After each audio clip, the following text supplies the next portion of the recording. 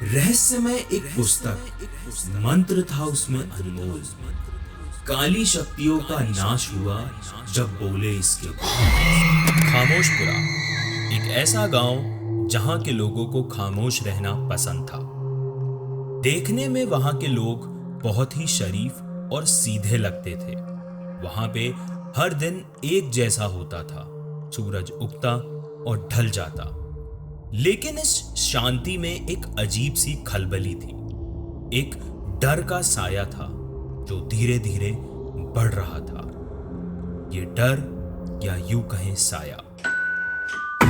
डर की इस नई दुनिया में आपका स्वागत है। नमस्कार दोस्तों, आप सुन रहे हैं द हॉरर शो। ये किस्सा शुरू हुआ था कुछ 2 साल पहले। उस वक्त खामोशपुरा से लोगों के गायब होने का सिलसिला शुरू हुआ। शुरू में किसी ने ज्यादा ध्यान नहीं दिया।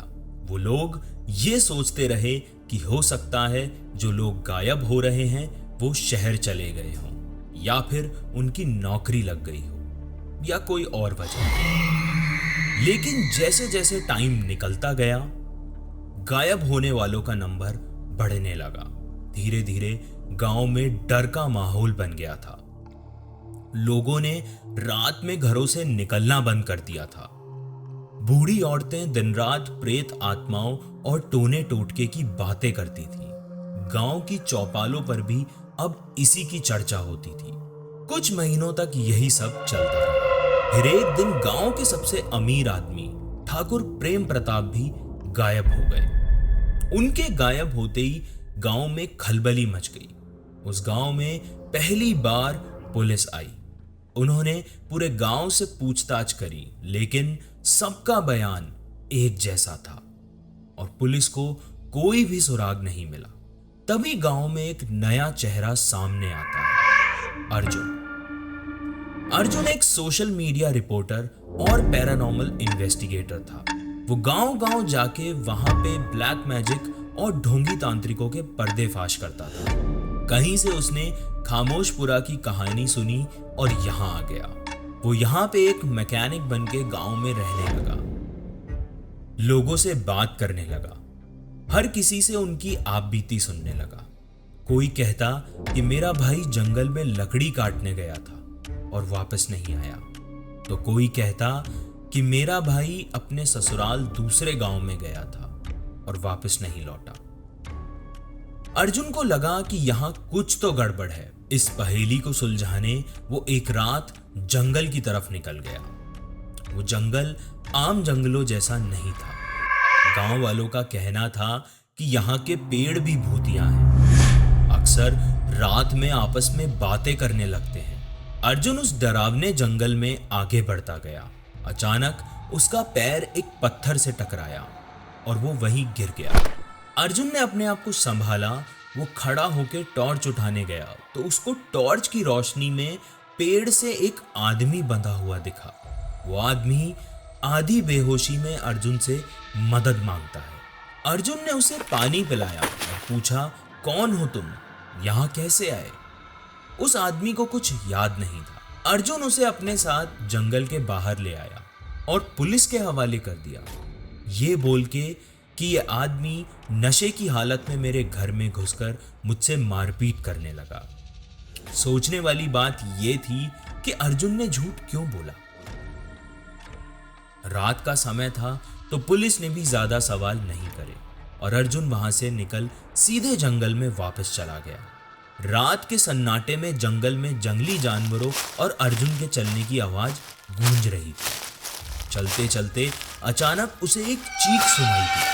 अर्जुन ने दौड़ते हुए उस आवाज को फॉलो किया। तभी उसे एक पुरानी डरावनी हवेली दिखी। वो अंदर गया और वहां का नजारा देखकर उसके होश उड़ गए। अर्जुन ने वहां जो देखा वो किसी खौफनाक मंजर से कम नहीं। गांव के गायब हुए सारे लोग वहां जमीन में पड़े हुए। अर्जुन को वहां पे किसी की आहट हुई और वो हवेली से बाहर आ गया। तभी उसे एक डरावनी आवाज सुनाई दी। वो आवाज सुन के अर्जुन की भी रूह कांप गई। वो दौड़ता हुआ गांव पहुंचा। और गांव के सरपंच को सब कुछ बताया। सारे गांव वाले एक साथ अर्जुन के साथ वापस जंगल में गए, लेकिन इस बार वहां ना कोई हवेली थी और ना किसी इंसान के होने का वजूद। यह रहस्य और गहरा होता जा रहा था। गांव वालों ने उससे पूछा कि कहाँ है हवेली। अर्जुन कुछ बोलता उससे पहले वो सब लोग वहां से लौट गए।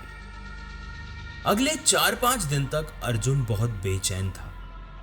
उस हवेली वाले हादसे ने उसकी नींद छीन ली। उसने अपनी इन्वेस्टिगेशन शुरू की। गांव के हर कोने में गया, हर इंसान से बात की, बूढ़े बुजुर्गों से मिला और तभी उसे एक सुराग मिला। एक बुजुर्ग ने उसे इस जंगल का एक भूतिया किस्सा सुनाया, एक रानी का, बेहद खूबसूरत लेकिन बहुत खौफनाक। वो लोगों को पहले अपनी सुंदरता से अपने महल में बुलाती और फिर उनकी बलि चढ़ाने के लिए उन्हें बंदी बना लेती। अर्जुन ने उनसे पूछा तो आखिर उस रानी से गांव का पीछा कैसे छूटा। वो बोले, रहस्यमय एक पुस्तक, मंत्र था उसमें अनमोल, काली शक्तियों का नाश हुआ जब बोले इसके बोल। ये पहेली सुन के अर्जुन की क्यूरियोसिटी और बढ़ गई थी। वो उस जंगल में वापस गया, उस पुरानी हवेली की तलाश में, लेकिन कई दिनों तक ढूंढने पर भी उसे वो हवेली नहीं मिली। कई दिनों तक कुछ ना मिलने के बावजूद भी अर्जुन ने अपनी तलाश जारी रखी। फिर एक दिन उसे एक गुफा मिली। उस गुफा के अंदर बीच में एक काला गहरा तालाब था। तभी उसे कुछ आवाजें सुनाई दी। तालाब के किनारे लोग बंधे हुए थे और तालाब में कुछ तैर रहा था, एक अजीब सी परछाई। अर्जुन ने फोन की फ्लैश जलाई और वो परछाई जोर से चीखी और अंधेरा छा गया। अर्जुन को होश आया तो वो बाहर था। अब उसे समझ आ गया था कि इस गांव में एक रहस्यमय खेल चल रहा है। उसके मन में एक ही सवाल था, वो क्या था? वो परछाई किसकी थी? अगले दिन उसने गांव वालों को वापस इकट्ठा किया और अपनी हकीकत बताई। उसने एक प्लान बनाया था इस रहस्य को सुलझाने का। कुछ लोगों ने उसकी बातों का मजाक बनाया। वहीं जिन लोगों के परिवार वाले गायब हो चुके थे, उन्होंने अर्जुन की बात पे यकीन किया और उसके साथ जंगल में वो गुफा ढूंढने चले गए।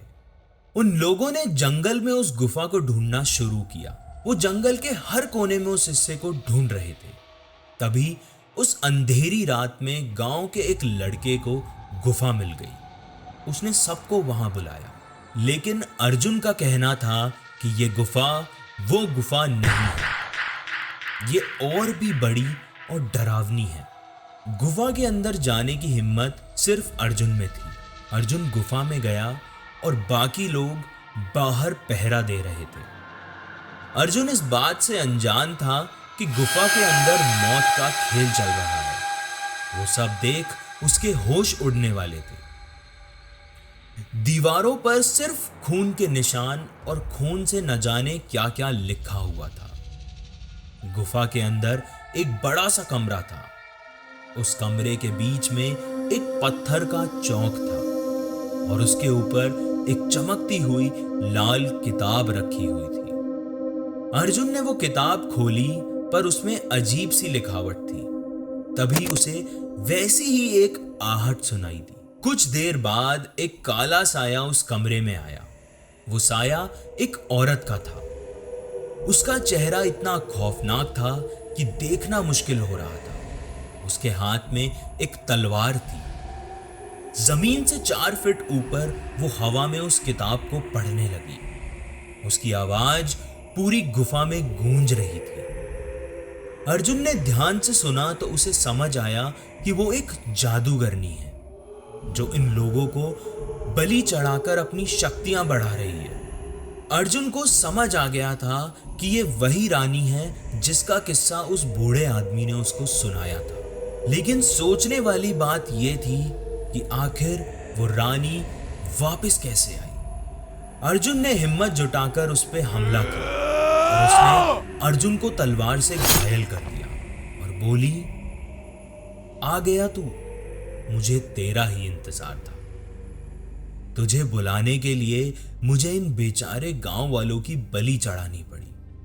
अर्जुन को कुछ समझ नहीं आ रहा था कि अर्जुन अपने मुंह से कुछ बोलता उससे पहले उस डायन ने अर्जुन के शरीर से तलवार आर पार कर दी और उसको गुफा से बाहर कर दिया। बाहर खड़े लोगों को अपनी आंखों पर विश्वास नहीं हुआ और वो लोग गांव की ओर भागने लगे। अर्जुन मरा नहीं था, वो मदद की गुहार लगा रहा था, लेकिन उसके मन में एक नए डर ने जन्म ले लिया था। एक तरफ वो दर्द से वहां तड़प रहा था और वो ये भी जानता था कि ये कहानी खत्म नहीं हुई है, ये सिर्फ एक नया अध्याय शुरू हुआ है, क्योंकि उस किताब में अभी भी कई रहस्य छिपे थे।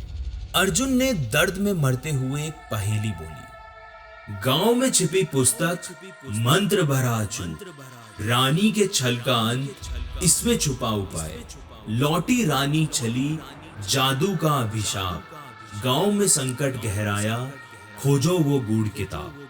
अर्जुन के साथ क्या हुआ? क्या किसी ने उसकी मदद की? उस किताब में छिपा रहस्य क्या था और वो पहेली के जरिए क्या कहना चाहता था? तब तक आप इस पहेली को सुलझाने की कोशिश कीजिए। आई नो, कहानी यहां तक सुनने के बाद आपका क्यूरोसिटी लेवल बहुत हाई हो गया है। कहानी का अगला पार्ट और भी मिस्टीरियस और डरावना होने वाला है। कहानी का पार्ट 2 कहीं आप मिस ना कर दें, इसलिए चैनल को सब्सक्राइब करें एंड नोटिफिकेशन बेल आइकन दबाना ना भूलें। अगर आपके पास भी कोई कहानी है तो आप उसे मुझे ईमेल या इंस्टाग्राम पर डीएम कर सकते हैं, लिंक्स इन द डिस्क्रिप्शन।